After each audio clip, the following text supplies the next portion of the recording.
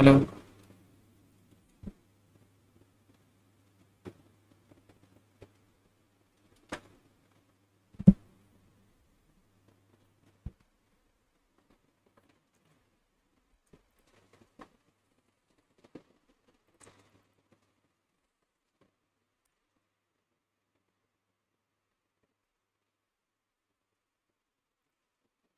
Goes A, B, D, E, C, F. And again, the really important characteristic is we must go deeper in the tree until we can't anymore. And hey, programmers, Alvin here. Right now, I want to go over this breadth first values problem. So it's really just going to be a little variation off of the depth first one we just did, of course. But it's really important that moving forward for all of our tree algorithms and other data structures, that we have both versions down pat. So in this problem, we're going to take in a binary tree, once again, very classic binary tree structure. But this time I want to return an array or a list of all of the values according to a breadth first traversal order. So a breadth first traversal starts with the root node of A, so that's nothing new. And then from there, I could go to B. So right now I have my A node and also my B node. And here is where we diverge from our previous problem. In a breadth first traversal, breadth just refers to like the width of something. I travel across before I go deeper. So in our breadth first traversal, I'm going to move to C and not D for now. So I add my C node, C value, to my list. And then from here, once I've finished this entire level, and there's nowhere to go across the tree anymore, now I can go downward to the next level. So now I have D, and then E, and then F. So the really important distinction here is the breadth first traversal starts with ABC, whereas the depth first traversal would have started ABD. That's a really, really important distinction. And so how can we go about implementing the breadth first version of this? Well, recall that the depth first used a stack data structure. Well, it is the case that the breadth first is now going to use the queue data structure, really just the partnering version of that structure. And so let's kind of step through that in a more programmatic way. So I'm going to use and track my queue, and just recall that a queue has, a sense of direction to it. I have the back of my queue and the front of my queue. Things enter the back of the queue and they leave the front of the queue, right? And so no one gets to skip a line either. So this gives me a nice fair ordering. Think of a queue as just like waiting in line at checkout at a grocery store or something. So how do I begin my algorithm? Well, I need to start by initializing my queue with the root node. So I'm just going to start with A on my queue. And then from here, now I can begin my main algorithm. So my main algorithm should check on every iteration, is my queue empty? Right now it's not, because I have at least one element. And so I remove the front element of my queue. And so we know that A would be removed, and we'll label it as our current node being explored. When something leaves the queue and is marked as our current, we'll say that now it's being visited. So I would add A into the running list of my values. And then from here, I need to look at A's children. A has two children, B and C. I need to go ahead and add them into my queue. And so let's say I added B into the queue first, followed by C. Notice that C must enter behind B, right? And now I finish this iteration. At this point, I have the next iteration of my algorithm. I take the front element of my queue and it leaves, right? So B is now my current. I add B to my running list. Then I look at B's children of D and E. I push D followed by E behind it. And at this point, I have another iteration to do, right? And it's so on and so forth from here. C leaves the front of my queue. I add it to my list of values and I look at C's children. C only has one child, so for that child that exists, I go ahead and add them to the back of my queue. And it's really important that I add it to the back. All right, at this point, I have my next iteration. At this point, I continue. My queue is still not empty, so I still have some stuff to remove. So D leaves the front of my queue. I add it to my list of values. Since D has no children, there's nothing to add here. Next iteration. E leaves the front of my queue. I add it to my list of values. No children, so I don't need to add anything. And finally, F leaves the front of my queue. I just add it to my list of values. And again, F has no children, so by now my queue is empty, which must mean that, hey, I must have completed the algorithm, right? There are no more nodes to explore. I explored and added every single node to my list of values. All right, and this output actually looks correct, right? I get A, B, C, D, E, F, just like we say. But what about the complexity of this algorithm? So let's take a closer look over here. Well, we know from the get that n is going to be the number of nodes in this binary tree, so that'll be the term for our size of input. And we can say that the time complexity is simply just O of n, roughly, because we know when it comes to visiting these nodes and using our loop, we're going to add every node to the queue once, which also means that that node's going to leave the queue also once. So it's not like we're double adding nodes to the queue, right? We're not going to double visit any of these.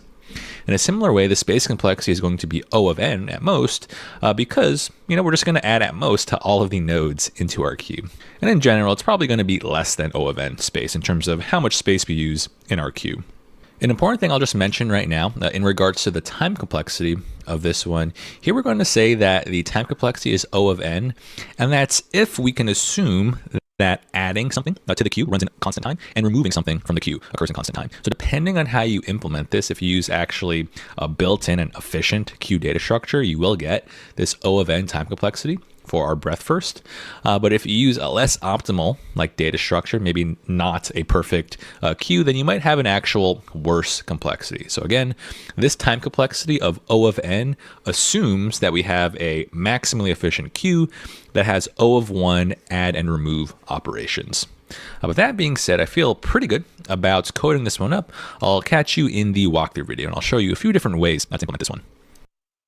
Hey programmers, Alvin here. Right now I want to walk through the JavaScript solution.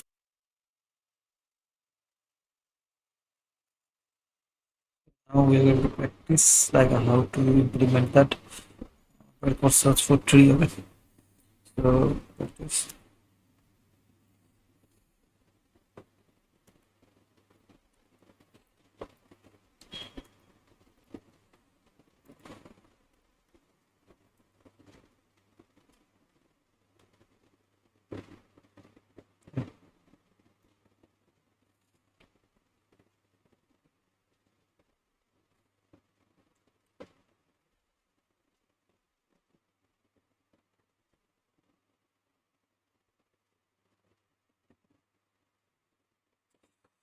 So here we need to implement prepare for search inside this and return the error.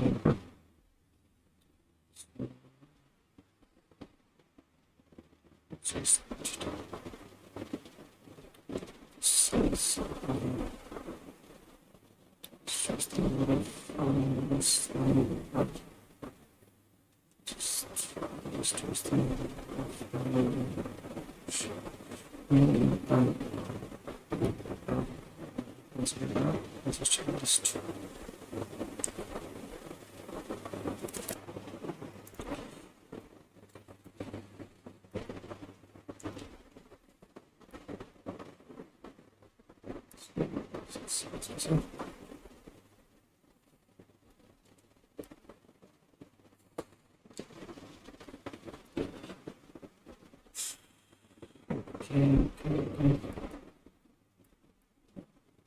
So we know we put inside this program. Get this just so given a connected undirected graph containing a few vertices represented by a 2D adjacent list, okay, where each represent the list of vertices connected to vertex I. We form a graph containing few vertices represented by a 2D adjacent list where each list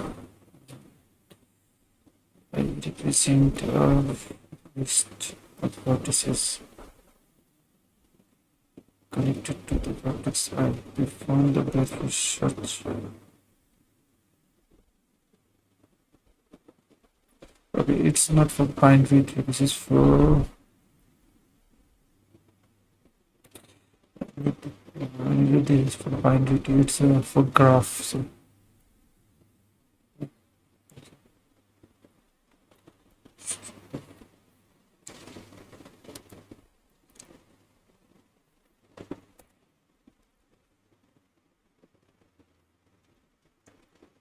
okay.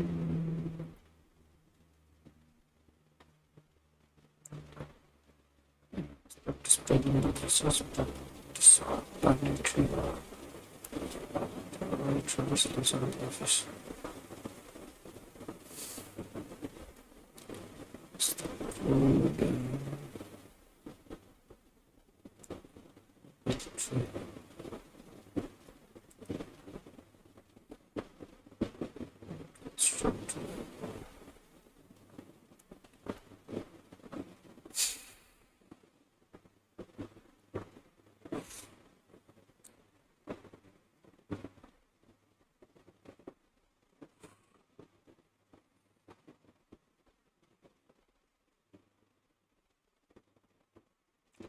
Let's implement this first, so later we will see. Let's write the code. Okay?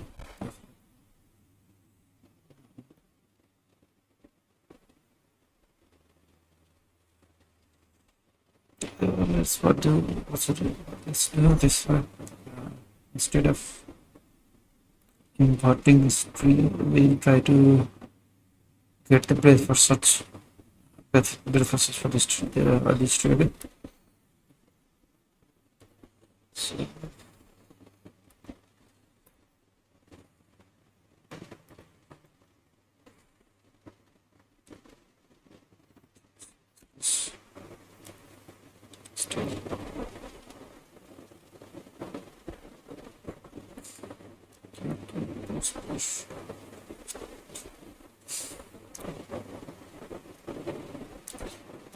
So, back to shows the front back pop. We need to limit the front of the tree.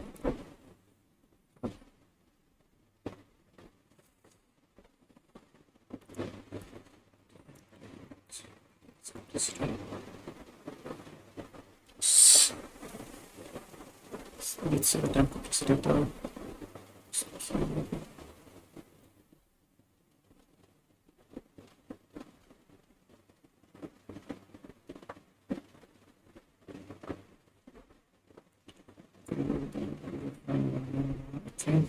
Okay. Do this one.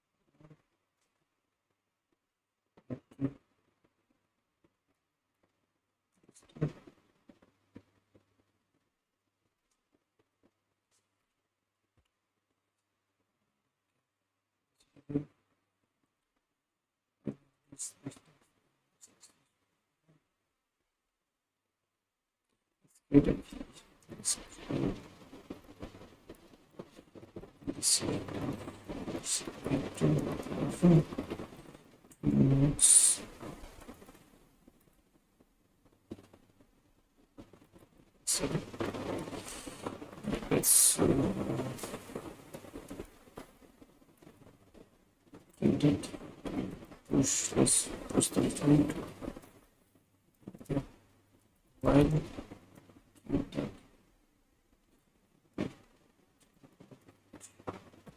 While queue is not empty, so what we will do is what queue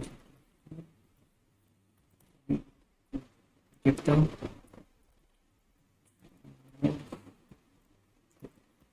Start of the key, so queue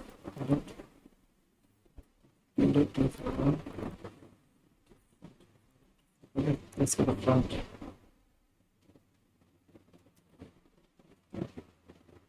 So now what we will update in front, we will check if we got straight right, so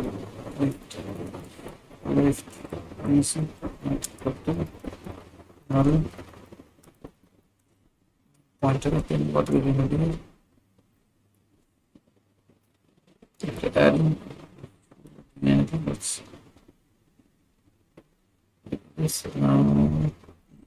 bsf dot push 3. Push the 3. Now q dot pop. Now let's if t that left is not in pointer, whatever add the left. Yep.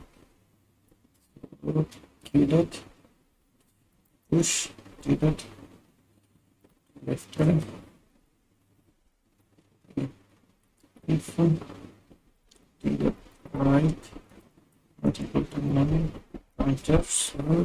Again let's push t dot right. Okay.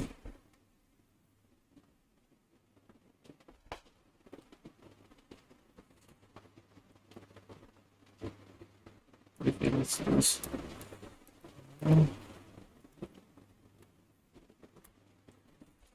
Let's return. As we are doing the different problems, so we'll not get the solution here, but what we're going to do is just print out the path for search result from this BFS. Okay, so let's return something just to be then return root of it. Return root of it. But before that, let's print out the value for each tree node pm is BFS search state needs to sort that what is the it is path of the event. Okay,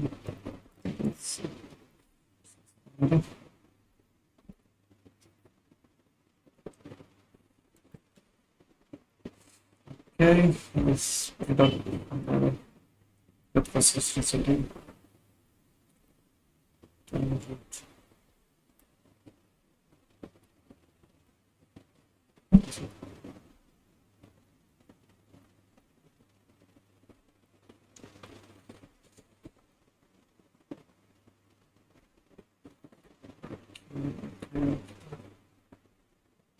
Let's update.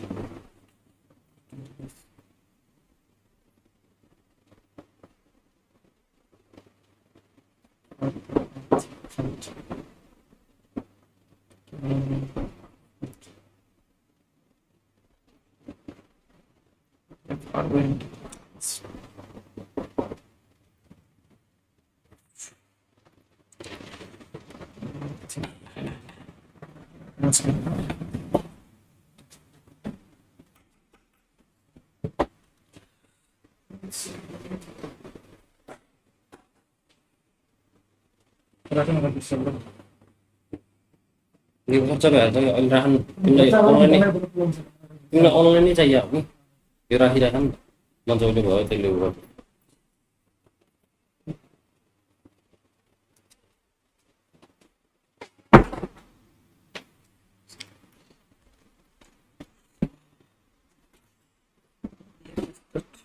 Sorry, spelling again one. Okay, 1 second. BFS. Let's do this.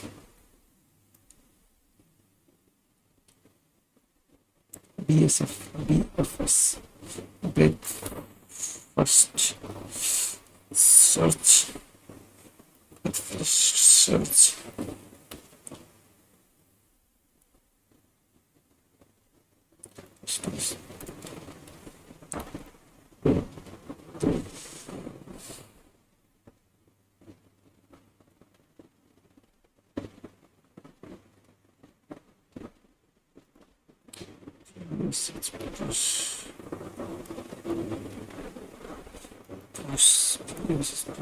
At the element of the pattern or end of the queue.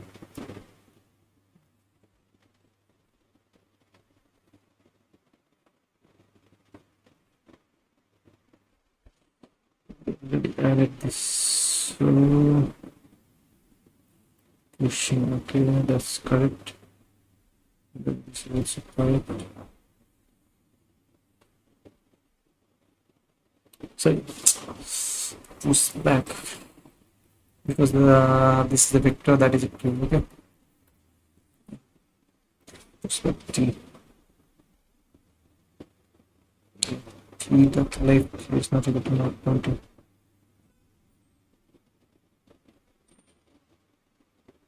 Let's point to, so let's see if it works.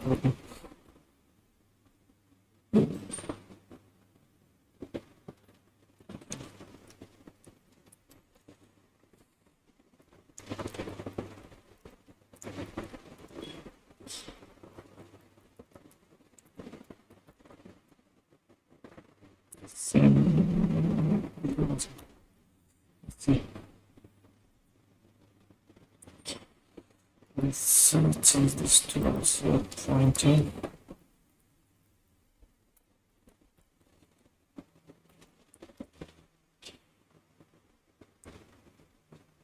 So, this is okay.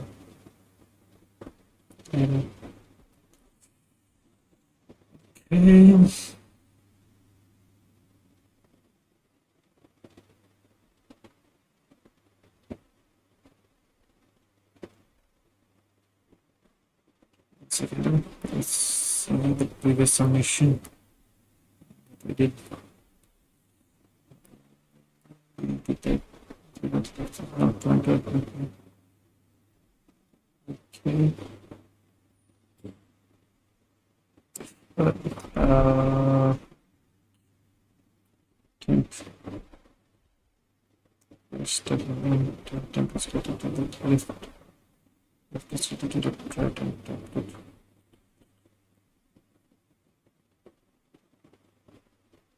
In this problem we are swapping, so we are doing the same. We are using stack. Yeah, then we are putting both left, right, left.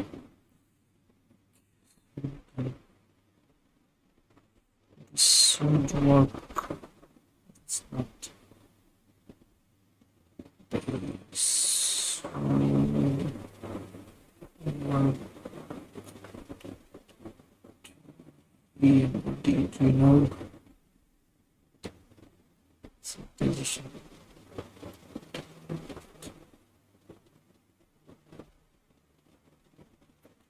Down to this.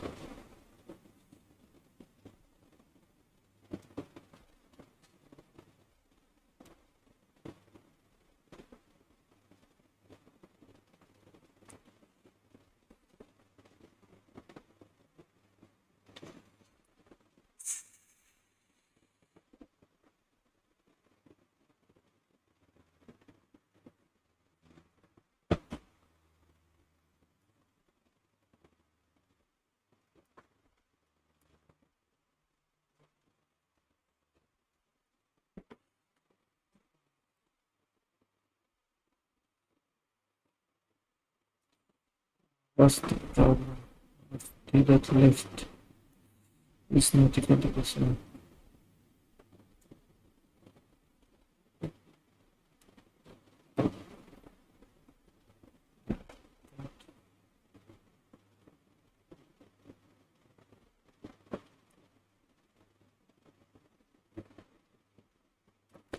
Minus the to listen to the subject to see.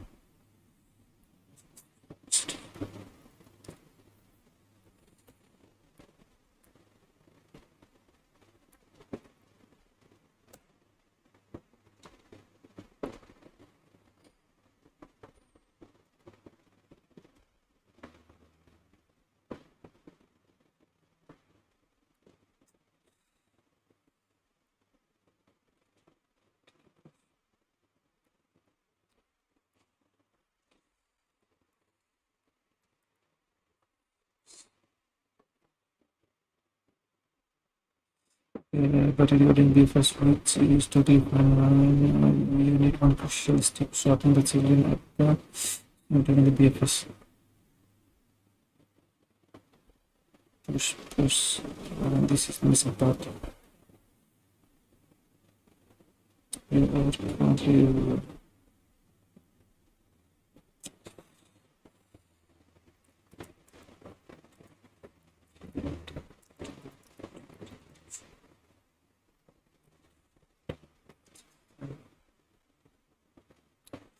so if you make solution with a tree, then push the file.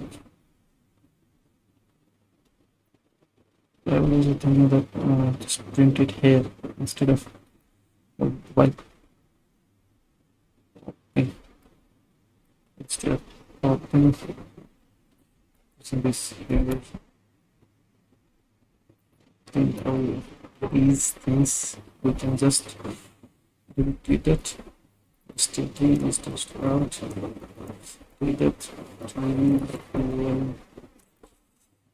Let's try to. Okay. Let's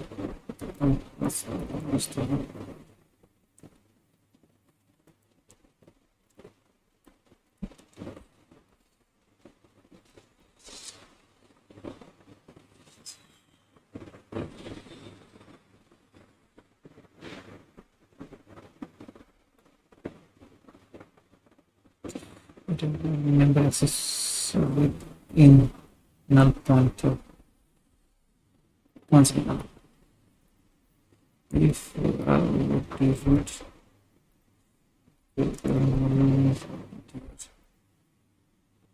let's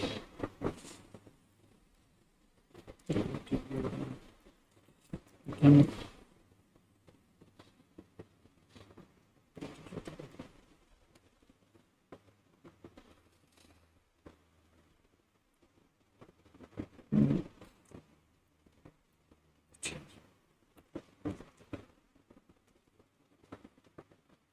Let's see if we got the answer correct or not. 4271369. Okay, 4271369. The second one 123. Okay, and then third dish. Okay, so this is the correct BFS traversal. Okay. Okay. Now let's move on. For this breadth first values function. So hopefully you just finished the depth first version, in which case this one should be pretty much a cakewalk. But of course, we'll still go through the motions of it because it's going to be useful to solve much harder problems later on, as you always hear me say. All right, so to tackle this one, we'll start with our queue data structure, right? So nothing fancy. In JavaScript, what I would do is just use an array and just stick to using very specific methods, right? So I'm going to create an array. I'll call it my queue. I'm going to initialize that queue with the root on it by default. And what I'll also guard against up front is imagine they gave us an empty tree to begin with. So in other words, the initial root is null, in which case I would be like this test04, and they just want us to return an empty array. So I'm going to guard for that explicitly. So I'll check, hey, is my root null? And if it is, just go ahead and return an empty array. Like that. Nice. And then from here, I need to start my main loop for my algorithm. So I iterate while my queue is not empty, just like we spoke about in the approach video, right? So while queue.length is greater than 0, then keep on going. And now I begin a single iteration of this algorithm by just removing the front of my queue, right? So it's really up to you which methods you use. You just need to make sure you remove from one end and add to the opposite end. So for me, I'm going to treat index 0 as if it's the front of my array. And I'm going to treat the last index as if it's the back of my array, right? So if I want to remove the front, I can say array.shift, or for me right now, queue.shift. That removes the front, but also returns to me that element. So I'll call that my current node. Nice. And then from here, I need to add this node's children into my queue. And that'll give me my main flow for this breadth first traversal, right? So I'm going to go ahead and check, hey, if my left child exists. So if, let's say, current.left, that is not null, then what I should do is go ahead and push that into my queue. So I'll say queue.push my current.left. And it's just going to be symmetric for the right hand side, of course. So if the right exists, then push the right into the queue. E, just like that. Awesome. And so that looks pretty good. And then from there, I actually want to store the nodes I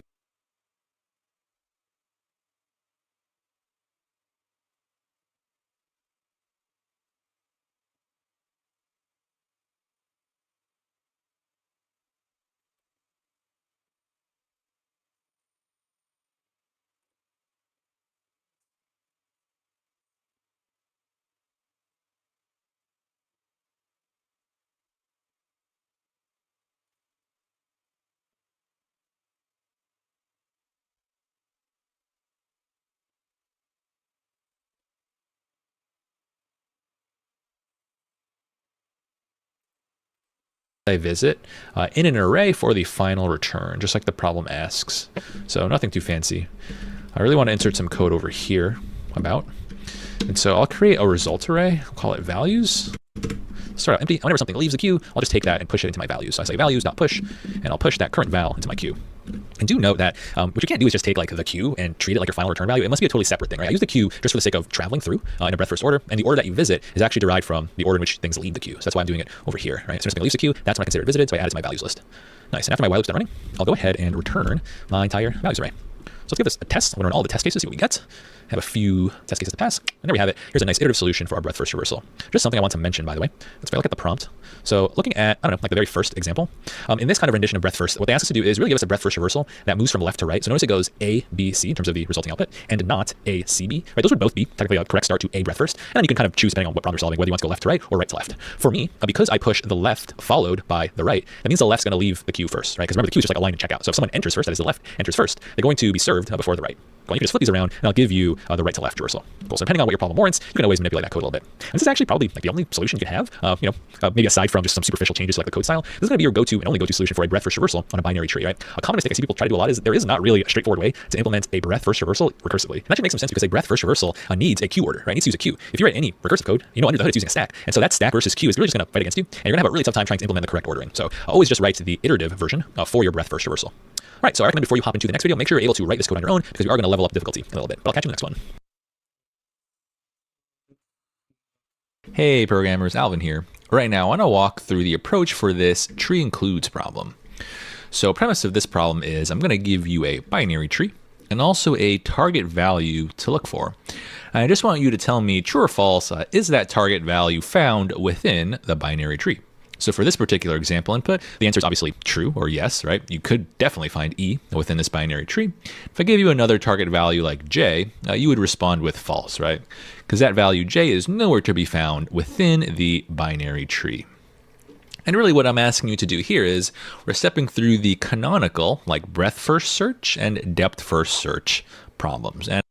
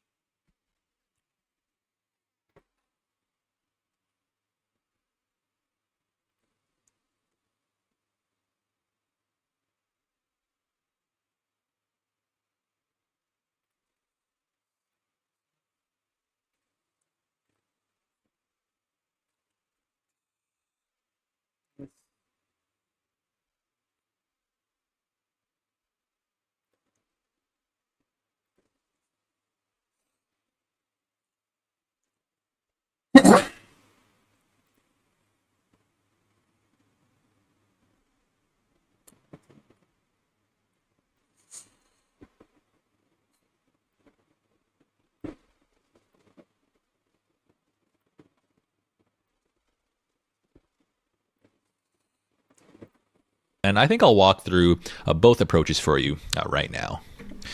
So within the binary tree. So for this particular example input, the answer is obviously true or yes, right? You could definitely find E within this binary tree. If I gave you another target value like J, you would respond with false, right? Because that value J is nowhere to be found within the binary tree. And really what I'm asking you to do here is we're stepping through the canonical, like breadth first search and depth first search problems. And I think I'll walk through both approaches for you right now.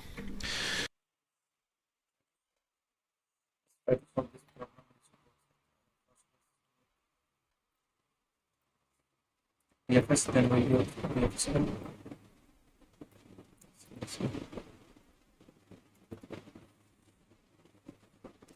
So again, for the DFS first we need to create a stack.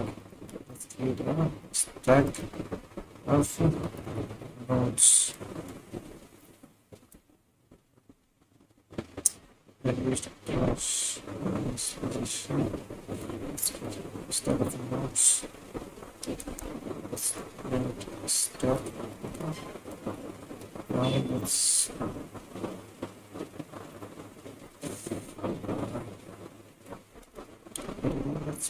push the root.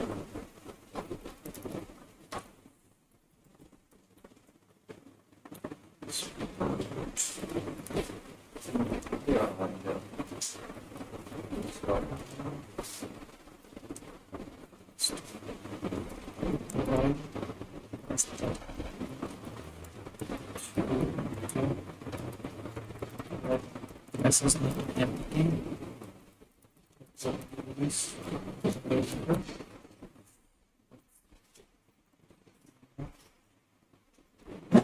strong.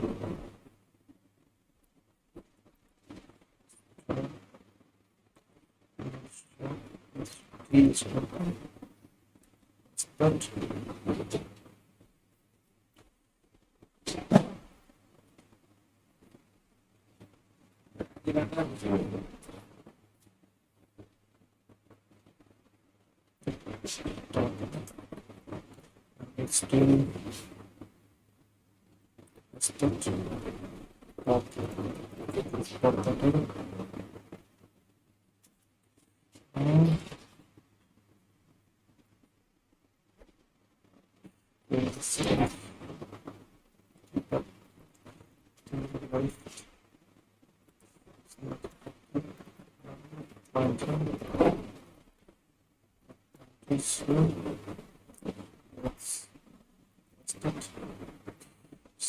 push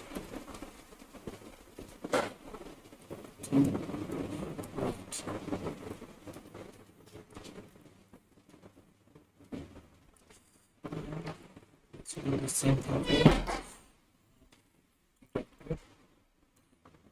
It doesn't matter for right now. We can do left first then right. We just need to go through all the possible conditions, but we can do right and left if we are doing whatever. Left first is generally like A, B, D, E, C, F. If on that that kind of traversal, you can write right first, then left, What's that? Out. Go ahead. Let's just push. Hello? Hi. Louder. Okay. What? Hey, finish the program.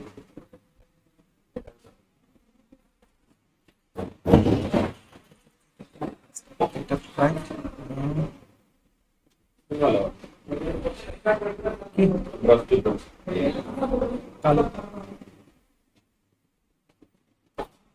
Just a left, separate, now get. Now, whenever before popping, we need to just check if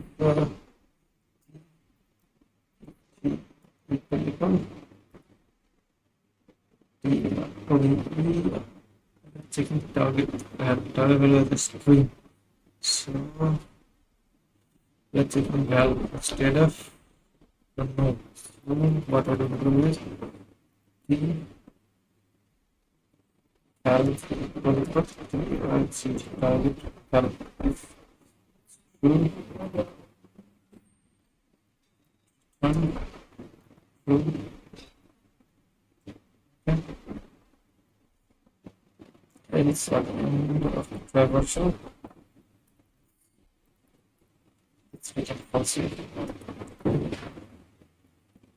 Let's run up the process. Compile system stack. Stack was not declared. Let's go to the union of stack. Stack.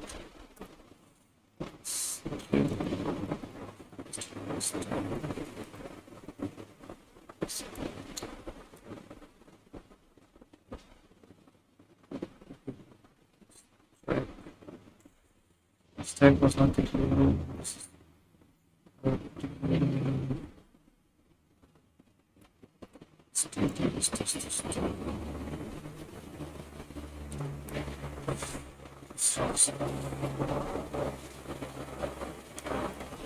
So 5 out of 4 test cases passed.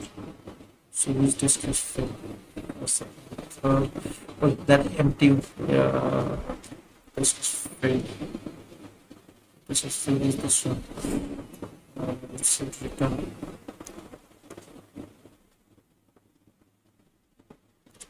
False. Customers. Different.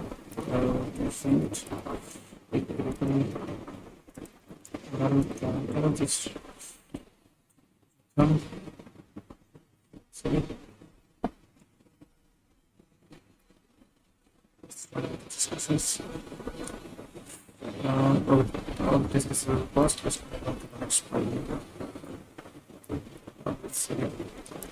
Go through this. Right. So let's say I was testing, or I wanted to trace through Let's go to this videos to see how. rather the input. Well, before going to this video, let's try this the same problem. Previous problem. This problem using DFSM. We already did this using this using.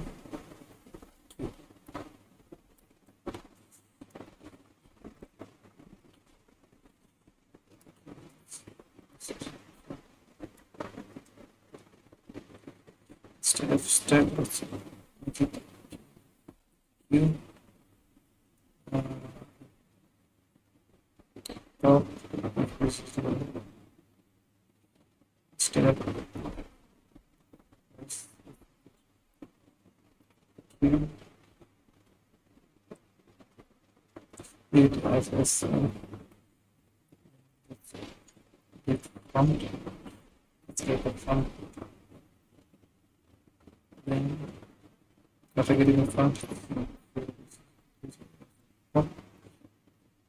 Push. Okay. Everything sourcing. Discusses.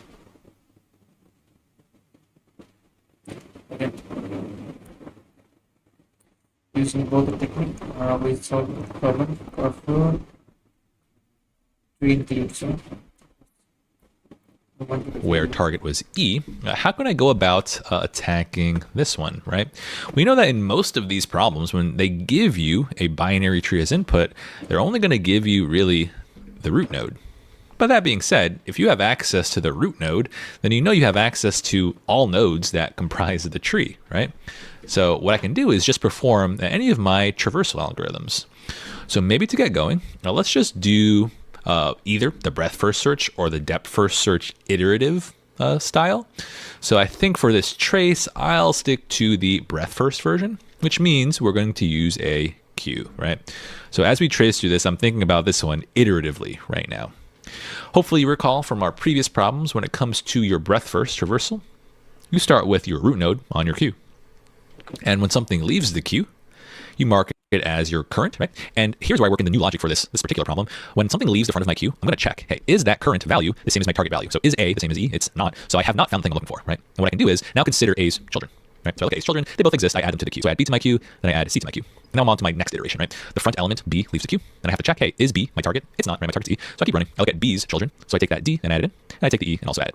And this process just continues. C leaves front of my queue. Is C my target? It's not. So keep going. I would add C's children to my queue, so I just add F to my queue, and this process continues. And so D leaves the front of my queue. I check, is D my target? It's not, and D has no children to add, right? Recall that in our breadth first traversal, I only add the children if they exist, because I don't want to add any like null pointers into my queue. And so I just continue my algorithm, right? I still have stuff in my queue to check. And finally, when E leaves the front of my queue, I check, is E my target? And indeed it is, right? At this point, I've just confirmed that E is found inside of my binary tree. So what I can do is just end my algorithm by like returning the true value, right? There's no point of actually looking through the rest of the tree, because I already figured out that, hey, my target value is indeed within the tree, right? One thing you might notice is, it looks like I only checked for E once it left the front of my queue, and not when it was initially added to my queue. Technically, you could have returned early when you added it to the queue, but we'll kind of see when I walk through the full code for this one. It would end up with cleaner code if you just checked for your target value when something leaves your queue. So we'll see that when we go through the code. It's just a small implementation detail. That being said, for this iterative breadth first strategy, what can we say about the complexity? Well, if we define N as the full code for this one, it would end up with cleaner code if you just checked for your target value when something leaves your queue. So we'll see that when we go through the code. It's just a small implementation detail. That being said, for this iterative breadth first strategy, what can we say about the complexity? Well, if we define N as the number of nodes, then we know that the type complexity is just O of N. It's really just a classic breadth first traversal. So nodes are going to enter the queue once and leave the queue once. So that's O of N, right? And again, that's considering if we use a efficient queue, right? Where our queue add and remove operations run in O of 1 constant time. So we have linear time. And for the space complexity, it's also going to be O of N linear, right? Because we're just going to store our nodes within the queue. And so we just looked at the approach for a nice iterative breadth first solution to this problem, but now I want to show you the depth first version. And the depth first version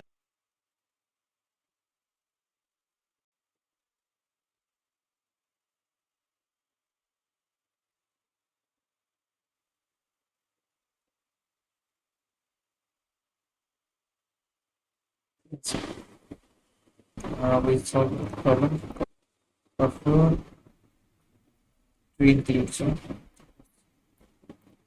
where target was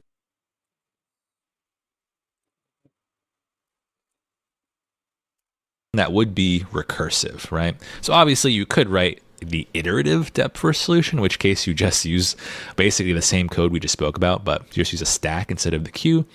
But let's try to solve this one recursively, right? And the reason I think it's really important to expose yourself to recursion like this is, as we move to more complex topics, you're going to find this style of recursion very, very useful, right?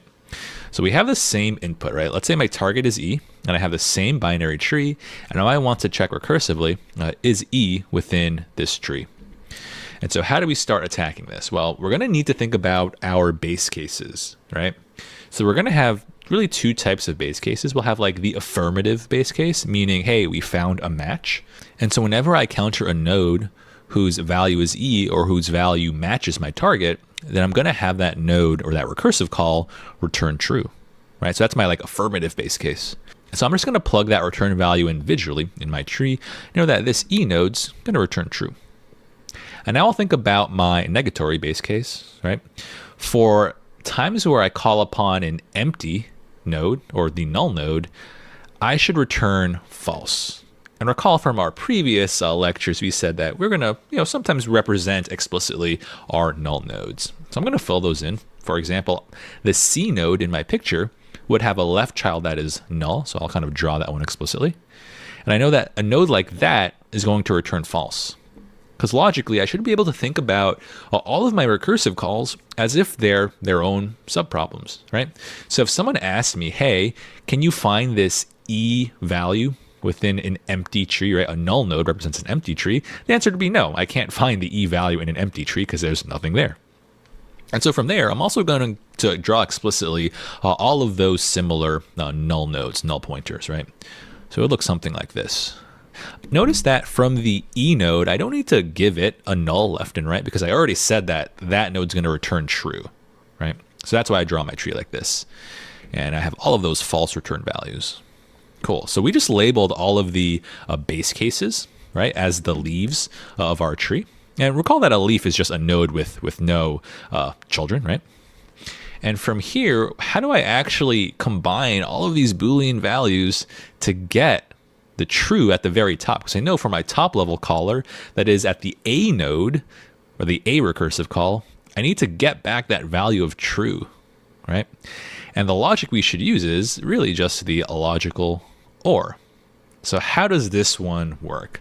So let's start evaluating our return values and combining them at the parent. So this should be somewhat of a similar pattern to like the tree sum problem I showed you.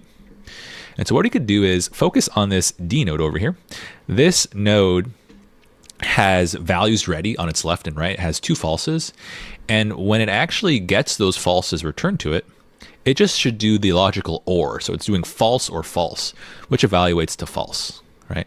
Which means that, hey, in this subtree rooted in D, I cannot find the E value, which makes sense. That's why it's false. I'll continue this process. If I look at this B node now, this B node has values ready on its left and right, and they're going to bubble up a little bit. And I take the OR of them. So I do false or true, which evaluates to true. And this process continues everywhere in the tree, right? So at this F node, false or false gives me false. At the C node, false or false gives me false. Finally, at the top level root of A, I do true or false, giving me back a final true, which is indeed the correct answer. So hopefully you realize how similar this solution is to our previous tree sum problem, right? In the tree sum problem, I combined my left and right child return values by doing the arithmetic addition. But this time around, I just need to use the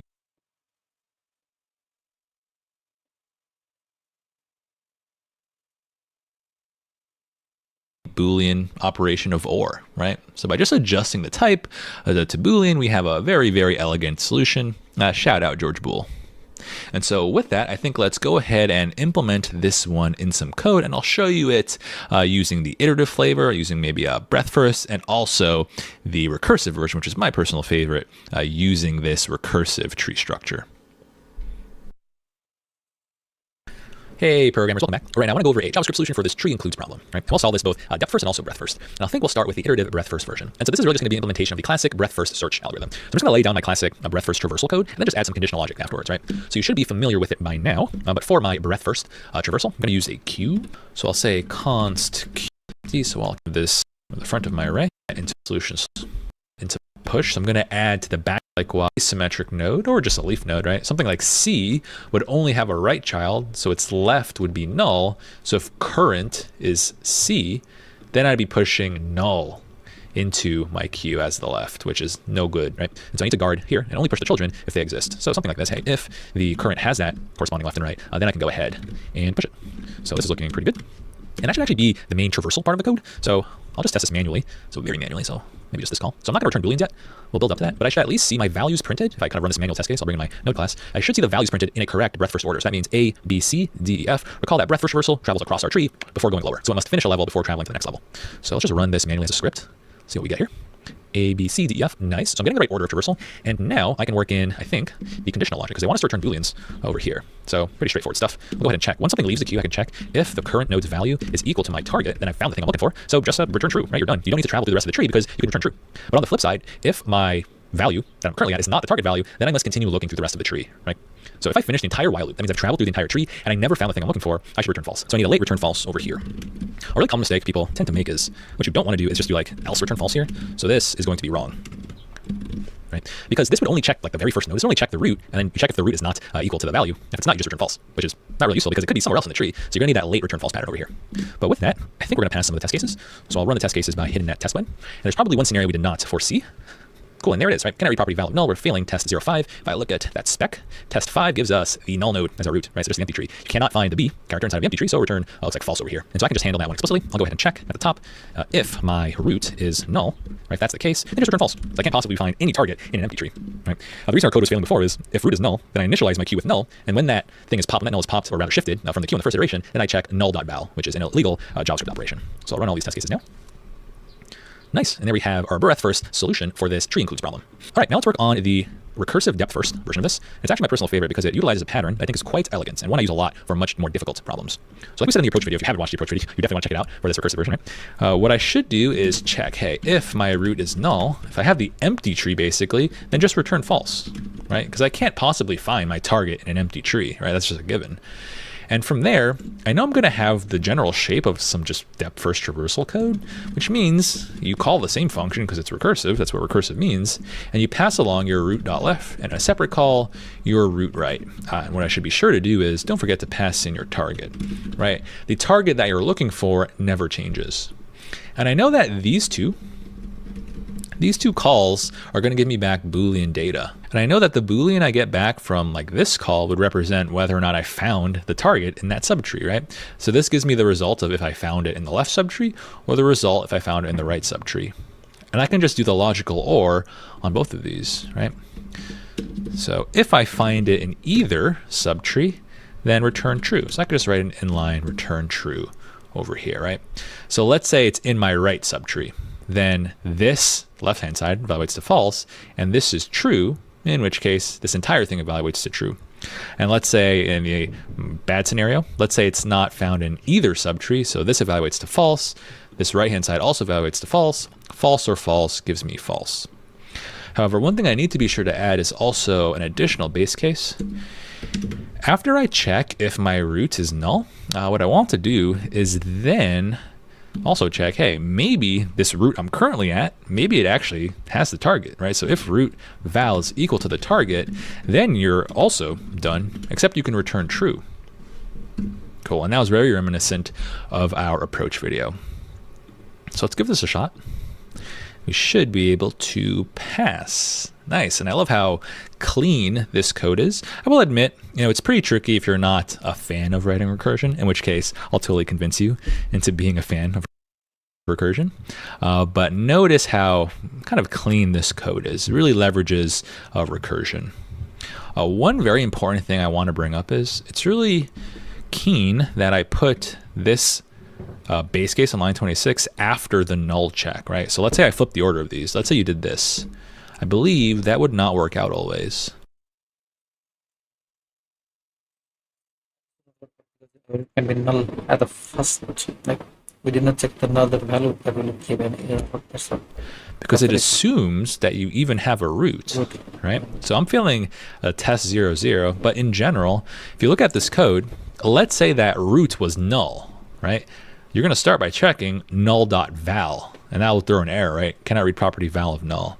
So you want to actually always lead with your base case that checks if your root is null, right? Because that should guard really the entirety of our code. So this is actually the code you want over here. All right, programmers, so that's all I got for this tree includes solution. I want you to practice both versions, and I'll catch you in the next one.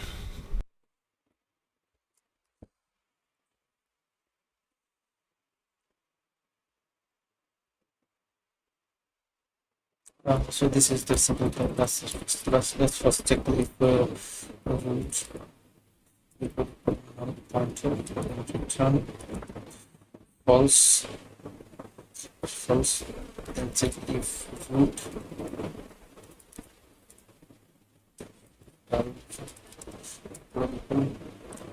target flow and return true. Now let's you can do what if variables, assign the get the return value from both to the variable and return the later value. Just return true includes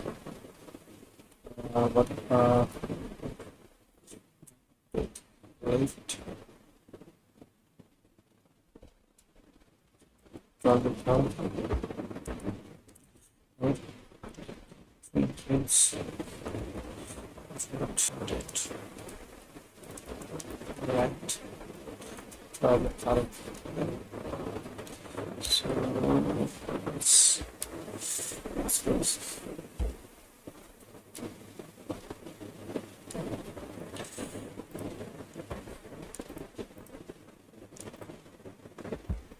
Hey programmers, Alvin here. Right now I want to go over the approach for this tree sum problem. And so in this problem I want to take in a binary tree, just like we've been doing as of late.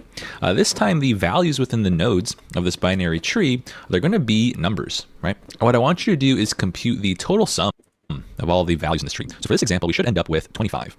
And so hopefully you're kind of gathering how to attack this problem, especially given, the algorithms I've been showing you as of late.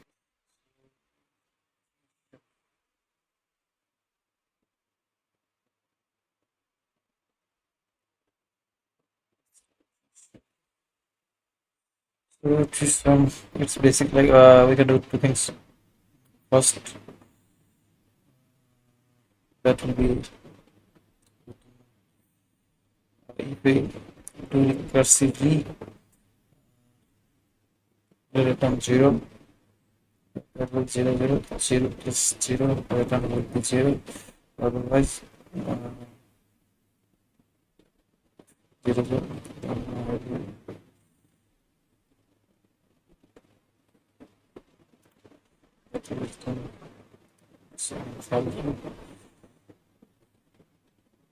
let's try to do this recursively, then try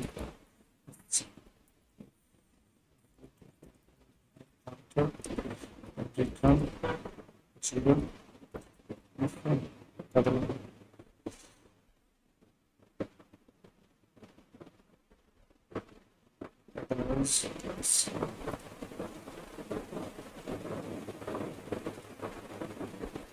Otherwise that's what we'll do is return fiction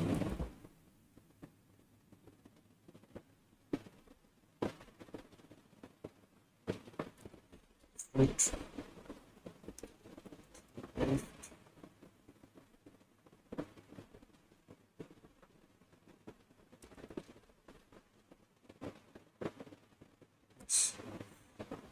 fiction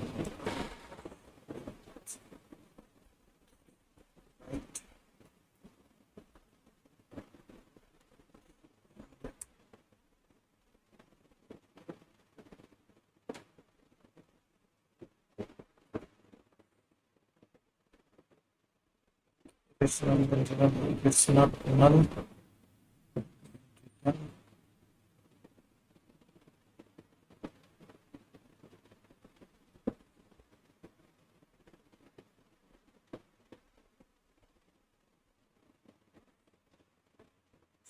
if then that will come up. That is not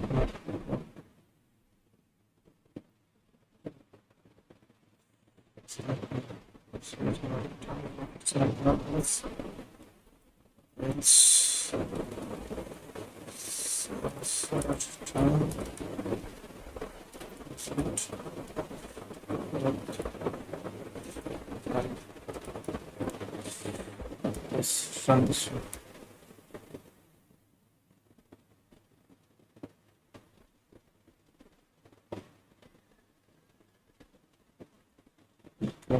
Let's see if all this process runs.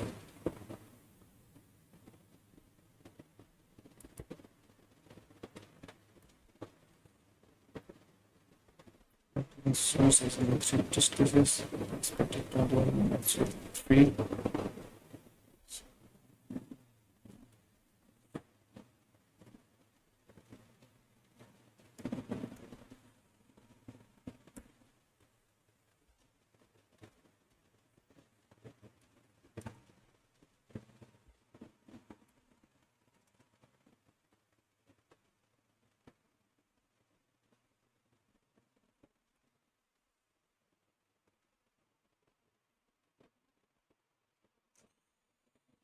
Let me go here 0 and 0 and 0 0.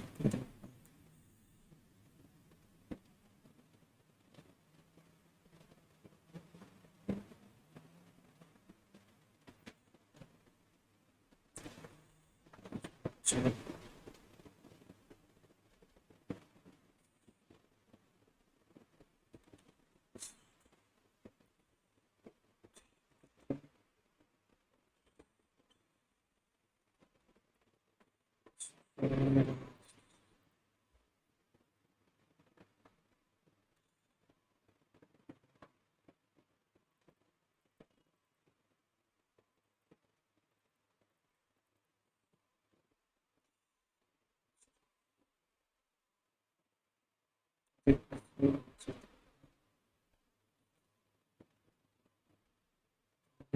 Come out.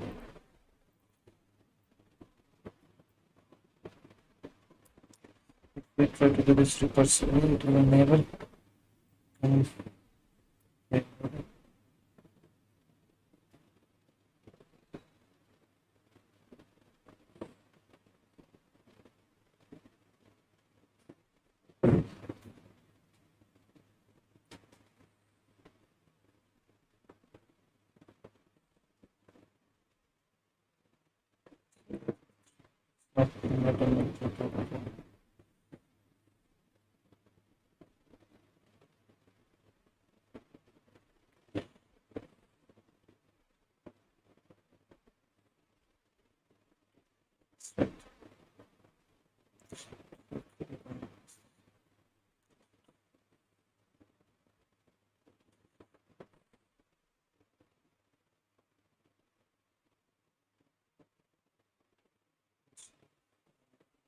zero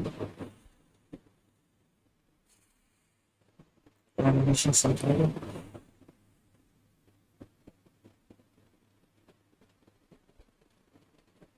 This return this return for this return.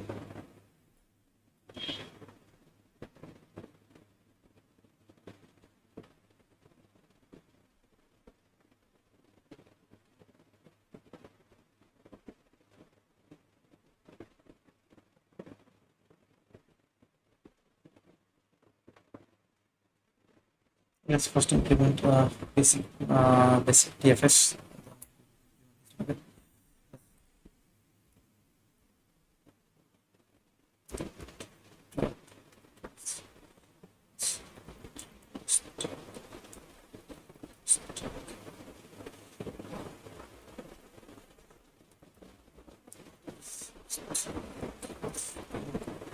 Step off.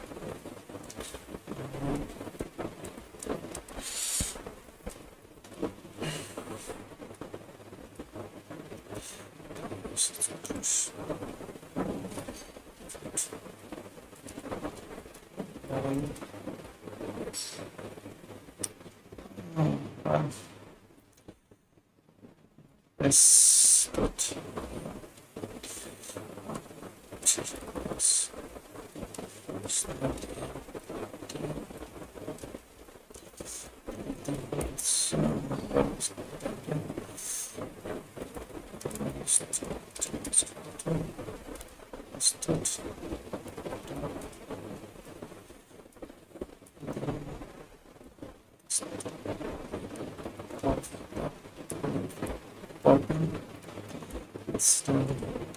shun.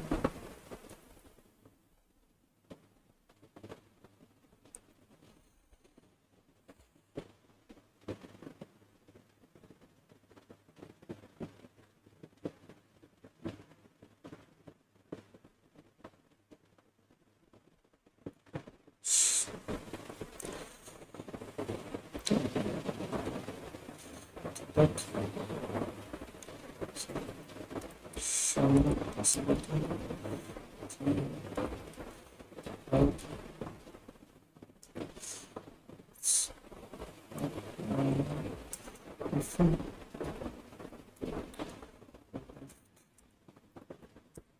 Is not now. Start push. Just left. From right. Start push. Right. At the end, let's becomes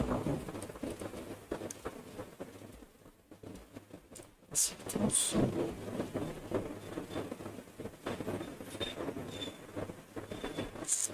start also first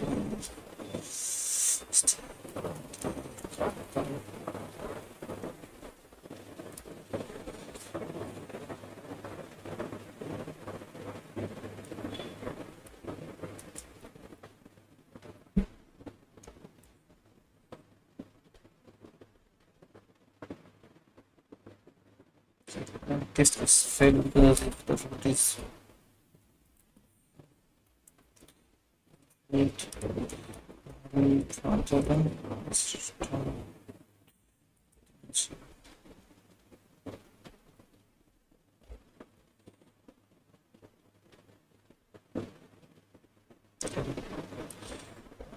is the best one.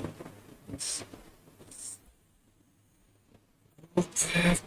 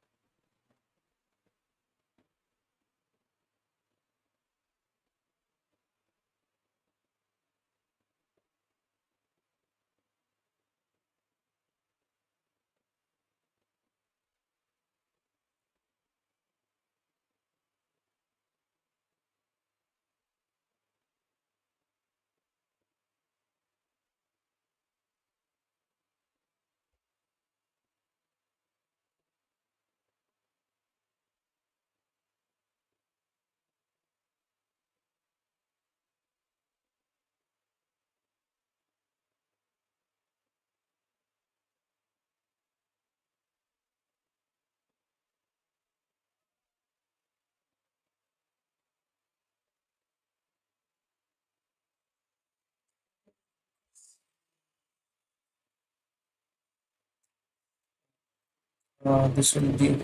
It will go ahead. Here it will come here. And 0 plus 0 will be return 0.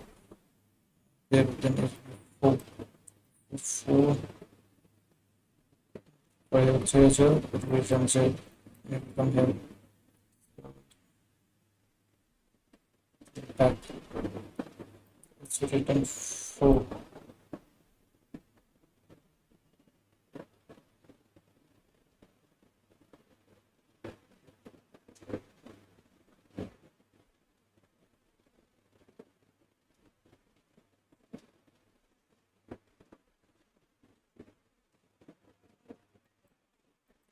Return 4 and need to show it.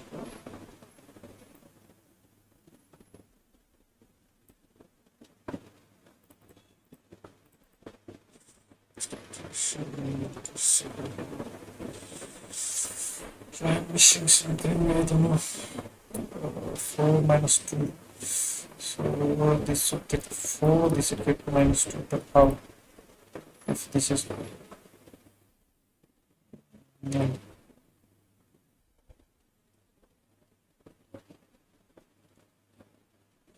If 3 left, if 3 left,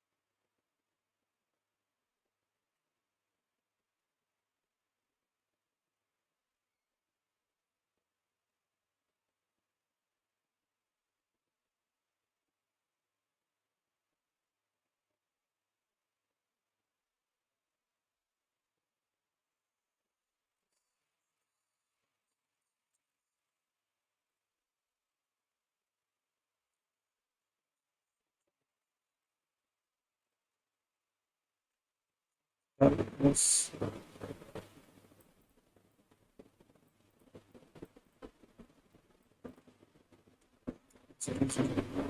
This. So it's like this: 3, 11, 4, then 0, 4, 5, then 0, 0, 0, 0 plus 4, 0, 0 plus minus 2. Then for this, it will be 4 minus 2 plus 11.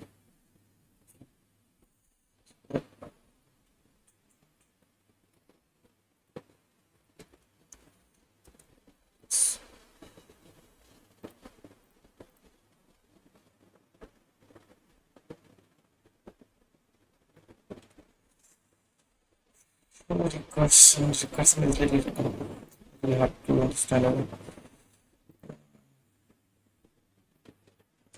I was able to get like get 0, 0. Then what to do? Like how can I add 4 minus 2? So complicated recursion. It's like complicated, but you can try to understand. Right? Let's move on to the next problem. So if you've been studying our problems in order, hopefully you know a straightforward solution to solve this one. We could, of course, just use any type of traversal algorithm. So we can use either a breadth first or a depth first traversal, and we can just add all these values into a running sum. And of course, we probably initialize that sum to 0, right? So the iterative breadth first or depth first solution, I think, is very straightforward, right? And I'm not going to really step through that approach with you over here. I think you have that one down pat, especially if you've done the previous 2 problems. But what I will show you here is actually how to solve this one recursively, which would be a type of depth first traversal, because we know that, hey, depth first traversal relies on a stack, and if you do something recursive, it is utilizing the underlying call stack. So I will get a similar type of ordering. And so when we trace through this type of solution, this recursive solution for this tree sum problem, what we're going to do is try to be very explicit. I think this is really helpful, especially if you struggle with recursion, right? So given this binary tree, I know that for particular nodes of my tree, like the 4 node, it does not have a left child, right? And I know, like, programmatically what that means is like that node's .left pointer points to like null, right? It's a null pointer. And so I'm just going to draw that explicitly, sort of like this. Again, that'll just help us really understand how our recursive code performs on this type of input. And so if I know that I can put like a null node to the left of 4, then it could be the case that other nodes, like the leaves of 2 and 1, they also have both left and right children that are also null. So if I drew all of my null on binary trees, and what we're doing now is we know that when it comes to solving any problem recursively, it's about writing a base case that is like the simplest version of our input. And here I'm going to argue that our base case needs to be about the null node, right? The null node basically represents no node at all, or represents the empty tree in a sense. In other words, if someone asked me to calculate the sum of a null node or the sum of an empty tree, then to me that sum would just be 0. To write elegant recursive code, try to think about your base case as a problem in itself, right? So if someone gave me an empty tree that is a null node, I would return the total sum of 0. And what that means is I know that all of these null nodes, they would return 0 as their computed sums. Nice. And then from there, how can I use this information to actually build up my main solution, right? So let's go ahead and target this 4 node to the left. And what I have to do is figure out, hey, what is this subtree's total sum? And I can compute that given the values to the left and right. In other words, if I return those 2 null values returns, so that's 0. Now I just have to do 0 plus 4 plus 0, which just equates to 4, right? And that is actually correct in itself, right? So a green number above a node represents the total sum of that subtree. And so it is the case that, hey, the total sum of that 4 node is just 4. Now I'll do something similar for this node over here, right? When these base cases return to their caller or return to their parent, I just have to add my left and right child together along with myself. So 0 plus 2 plus 0 gives me 2. And I'll do that same thing for this node 11 over here. And now things get interesting, right? To calculate the total sum rooted at this 11 subtree, I would just return these values to the top. And now I do 4 plus 11 plus 2, which gives me an answer of 17. And if you do a quick spot check, right, this 17 does represent the total sum just in this subtree, right? And we'll carry on. Over at this 1 node, we know that this is going to return just a value of 1. And now at this 4 node, I can compute its total sum. And recall that this 4 node had a left child of 0, right? Because it had a null node. And so when I compute this sum, I get 5, which is perfect. And finally, at the main root, now I bring up these 2 values, and I compute 17 plus 3 plus 5, and that gives me a final answer of 25, which is indeed the correct answer, right? So that's how we should really think about our recursive algorithms for our binary trees, right? I kind of draw it out. I think about the base case, which is typically, not always, but typically, about the null node. And then from there, I figure out how a parent can compute its result given its children's answers. All right, so if we take a look at the complexity of this, it's pretty straightforward. We'll go ahead and define n as the number of nodes in our input tree, in which case I can see that my time complexity is just O of n, right? In a similar way, we'll say the space complexity is O of n just because we have that implicit call stack space, because we are going to solve this one recursively. And so we're solving this one in O of n time and space, which would be actually a maximally efficient solution for this problem. And so with that, I think let's head over to the walkthrough video, and I'll show you how to code this one up. Hey, programmers, Alvin here. Right now, I want to walk through the JavaScript